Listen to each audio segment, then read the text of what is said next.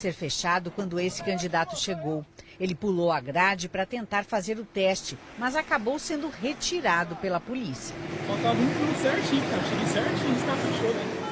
O Enem foi adiado para dezembro para 271 mil candidatos em todo o país. Os locais onde seriam realizadas as provas neste fim de semana estão ocupados por manifestantes que protestam contra a PEC que limita os gastos do governo federal e contra a medida provisória da reforma do ensino médio.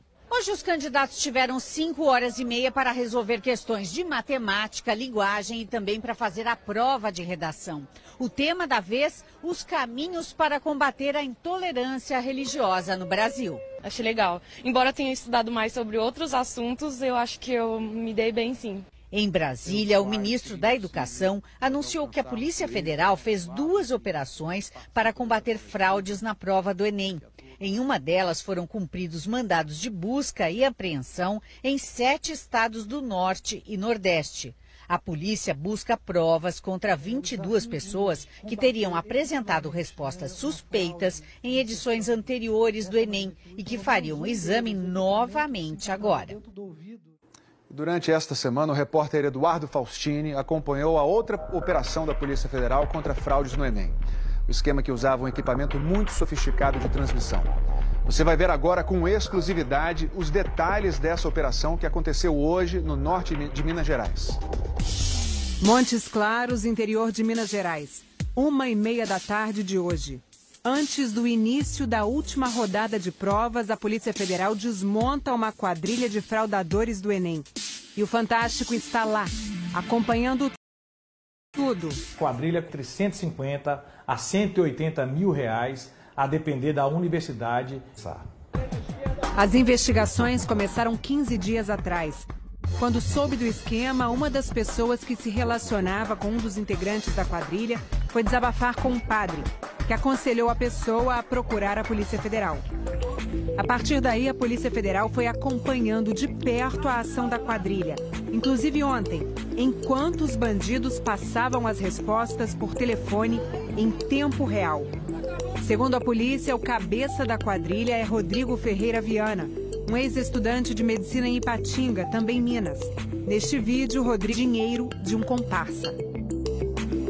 Determinado candidato havia repassado os valores a um dos membros do grupo criminoso, que por sua vez repassou ao Rodrigo, que é o líder da organização criminosa. Rodrigo conseguia contratar pilotos, como são chamados alunos ou professores que fazem as provas e repassam as respostas. De acordo com a investigação, um dos pilotos era o estudante de medicina Arnon Kelson da Silva e Santos, um veterano de golpes em concursos. Tinha sido preso em 2012 quando confessou ter fraudado concursos naquele ano e também em 2006. Ele fez provas no lugar de outros candidatos, cobrando por isso, claro. Neste momento, ele já está montando uma quadrilha isolada, de modo a que ele possa arregimentar mais acadêmicos e, ao mesmo tempo, possa também repassar os gabaritos, se beneficiando dessa fraude. Este vídeo mostra outro integrante da quadrilha, Olavo Martins Ponciano, aplicando o mesmo golpe. Ontem ele fez prova no lugar de um candidato. Mas o golpe principal do grupo era muito mais sofisticado. Os pilotos iam fazer a prova, resolviam tudo rapidamente, anotavam as respostas e iam para o quartel-general da fraude, onde foram presos hoje. A partir de um hotel, eles conseguem transmitir os gabaritos para todos os locais do território nacional, sem ser importunados. Segundo as investigações, eles transmitiram as respostas para candidatos em 3 cidades em Minas e mais uma cidade na Bahia e uma no Ceará. As respostas eram passadas por celular, mas veja a sofisticação do esquema. O aparelho que recebe a ligação é do tamanho de um cartão de crédito. Tem um chip semelhante ao dos celulares. O candidato fraudador tem que prender o cartão no peito, debaixo da roupa. E aí o cartão manda a ligação para um ponto, que é do tamanho de uma bateria de relógio. Esse ponto fica dentro do ouvido. Veja o equipamento transmissor. Esse candidato se chama Antônio Diego de Lima Rodrigues. Ele foi preso em flagrante no Ceará. E aqui, um ponto eletrônico apreendido hoje e o aparelho receptor. O próprio Antônio mostra para a polícia o que usa para colocar e retirar o aparelho. Candidato Antônio Diego Lima Rodrigues, aqui na Superintendência de Fortaleza, do Ceará, retirando aqui o ponto eletrônico do ouvido, com o imã que ele mesmo trouxe.